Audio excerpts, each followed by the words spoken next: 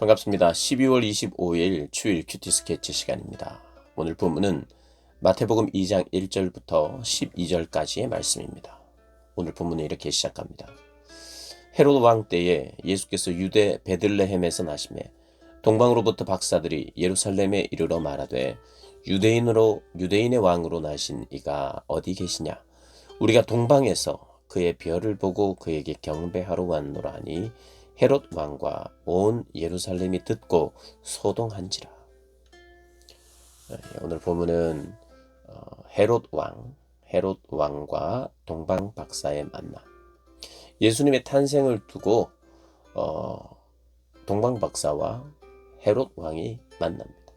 헤롯 왕을 만난다는 것은 왕권에 관한 이야기를 하기 위해서 오늘 마태복음 2장이 왕권의 이동, 왕권의 변화, 진정한 왕, 그 왕이 누군지 보여주는 그런 본문입니다. 헤로드 왕은 가진 사람입니다. 기득권을 가진 사람이에요. 그리고 그의 삶에는 목표가 더 많이 뭔가를, 이 권세를 더 많이 누리는 것이 목표는 아닙니다. 물론 더 누릴 수 있는 것이 있다면 어쨌든지 누리겠는데 절대적인 권력을 가지고 있는 거잖아요. 그들의 그 입장은 빼앗기지 않는 게 그들의 목표죠. 그래서 빼앗기지 않기 위해서 더 많이 가지려고, 혹시라도 조금씩 내어주기 시작하면 다 뺏길까봐 더 많이 착취하고 이런 경우가 많습니다. 왕은 그래요. 우리 기업 간의 그런 모습을 봐도 그렇습니다. 무한 경쟁의 시대에 자기에게 꼭 필요 없지만 같은 업종인데 거기에서 이제 부도가 나거나 그러면 확장을 하죠. 확장. 그런데 이제 다른 경쟁 업체에서 그것을 살려고 하면 절대로 못 사게 합니다. 자기가 가지고 있으면 가진 사람들이 그것을 더 사서 불려야 하죠. 빼앗기지 않기 위해서. 큰 엄두도 못 낼 만한 돈을 지불하고서라도 당장 그만한 가치가 없지만 그렇게 미래를 보는 거죠. 이렇게 경제나 또 사업이나 이런 것에서는 필요한 것일 수는 있으나 어쨌든 더 빼앗기지 않으려고 노력하고 살아가는 그런 삶으로 변질되기도 한다 이 말입니다. 건전한 사업도 있고 귀한 마음으로 돈을 많이 버는 경우도 물론 있습니다. 그런 분들도 계시죠.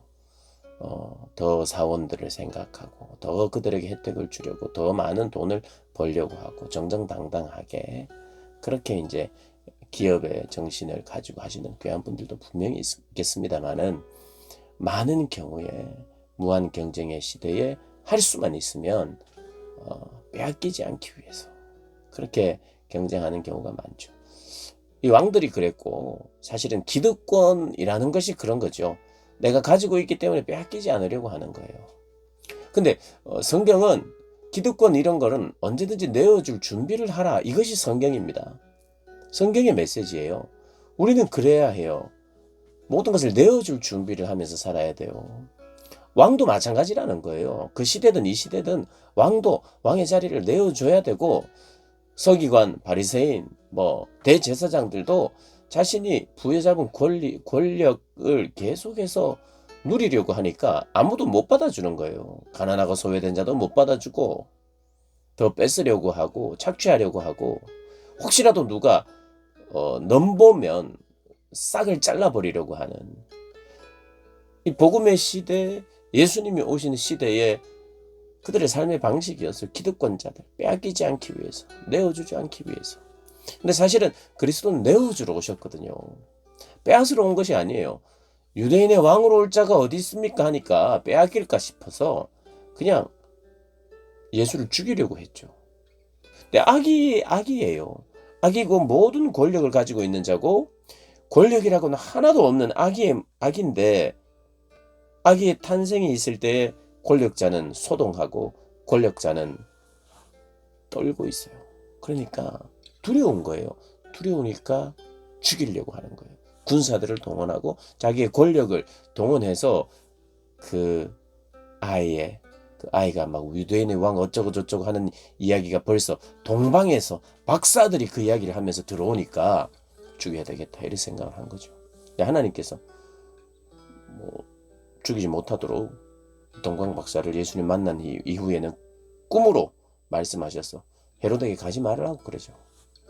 그러니까 그 사실을 알고 헤롯이 베들레헴 그 지역 주변에 있는 2살 아래에 있는 모든 남자들을 죽여버리는 그런 일이 발생했잖아요. 그러니까 이게 참 대조를 하고 있어요. 이 마태복음 2장은 특별히 대조를 하고 있어요. 권세를 가지고 있는 헤롯, 기득권을 가지고 있는 지도자들, 그리고 그들은 종교 지도자인데 메시아에 대해서 제일 잘 알아야 되는데 메시아를 기다린다고 막 떠들고 있고 그렇게 종교 생활을 하고 있는 사람들은 막상 메시아의 오심에 대해서 무감각했고 몰랐어요. 무지했어요. 그들이 그렇게 신학 박사라고 생각하셔야 돼요. 신학 박사들이 그걸 모르고 있고, 지금 현재 뭐 신학 교수님들이 말하는 그런 뜻은 아니고 신학에 정통하고 성경에 정통한 사람들이 몰라요. 그리스도의 오심에 대해서 그 징조를 모르고 오히려 그 징조를 이방에 있는 다른 박사들이, 다른 전공자들이, 이방 종교 전공자들이 예루살렘에 와서는 유대인의 왕으로 오실, 특별히 놀라운 왕으로 오실 분. 그래서 이제 찾아봅니다. 유대 땅 베들레헴의 유대 땅 베들레헴에 한 다스리는 자가 나올 것이다. 그가 내 백성의 이스라엘의 목자가 될 것이다. 이런 예언이 있었다는 것을 그제서야 찾고는 베들레헴 인 것 같습니다. 이렇게 이제 이야기를 하는 거예요. 그러니까 이게 대조가 되는 거예요. 진짜 잘 알아야 되는 사람, 진짜 잘 알아야 되는 사람 모르고 있고, 몰라도 되는 사람이 오히려 이방의 박사들이 그걸 알고 별을 쫓아서 오고 있고, 그 별은 뭐 이방인들에게만 보였겠습니까? 생각하고 기다리고 이스라엘의 참된 목자를 기다렸던, 진짜 참되게 기다렸다면 봤어야죠. 볼 줄 알아야죠. 그런데 그들은 왕궁을, 그리고 왕궁에 결탁되어 있는 지도자들, 그 왕궁의 헤롯은 권력을 유지하려고 애를 쓰고 있는, 절대로 내어주지 않아. 원래 진정한 통치자는 백성을 위한 통치자여야 되거든요.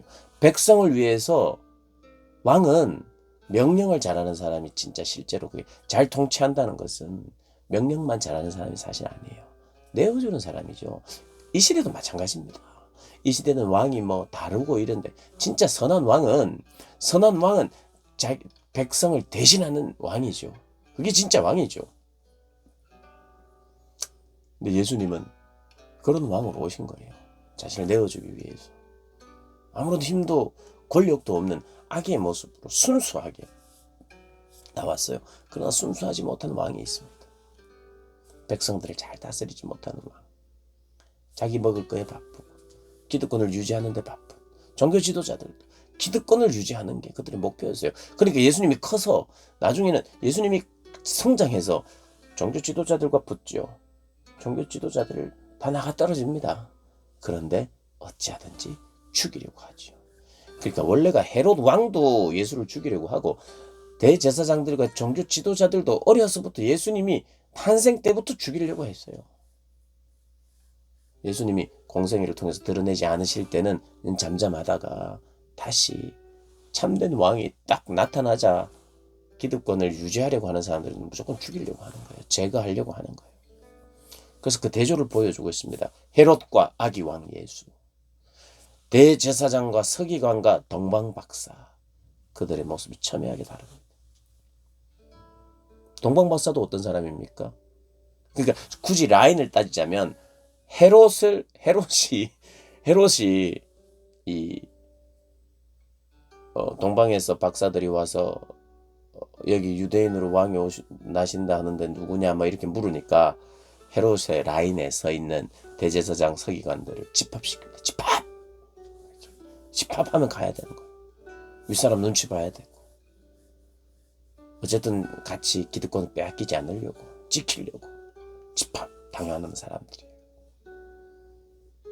선한 것을 추구하지도 알지도 주장하지도 않는 사람, 왕의 비율을 맞추는 사람, 그런 인생이에요. 무지하고요. 근데 전혀 그것과는 대조적인 권력 없음의 상징이 누구예요? 갓난아이지요. 이 사람에게는 자 여러 가지 물건이든 생물이든 다 가져와서 가장 권력 없음의 상징이 누구냐? 갓난아이예요. 갓난아이. 갓난아이이신 예수님. 대조가 되죠. 순결하신 예수님. 헤롯과 대조가 되고 대제사장과 서기관들은 동방박사와 대조가 되면서 그들은 헤롯과 대제사장 서기관들의 특징은 같이 움켜쥐는 사람들이에요. 내어주는 법이 없어요. 그런데 아기왕이신 예수님 자신을 내어주러 오셨고요. 동방박사도 와서 내어드립니다. 내어드림. 예물을 바치고 경배하고 그냥 가요. 그 왕에게 잘 보여서 저 동방박사고 저 잘 봐주세요. 나중에 우리나라에 한번 초대할게요. 잘 봐주세요. 이런 거 없어요.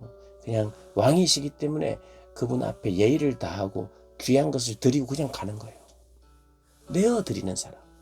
우리 예수님도 자신을 내어주셨고 예수님을 믿는 자들은, 예수님을 아는 자들은, 예수님을 만난 자들은 그분께 나를 내어드리는 거예요. 여러분 예수 믿고 내어드리고 계십니까? 크리스마스에 무엇 때문에 우리가 기뻐하고 어떤 삶을 살아야 한다고 우리가 생각해야 합니까? 오늘 본문은 그걸 이야기해요. 내어주어야 한다. 메리 크리스마스. 내어주는 그런 복된 여러분들 되시기를 주님의 이름으로 축복합니다.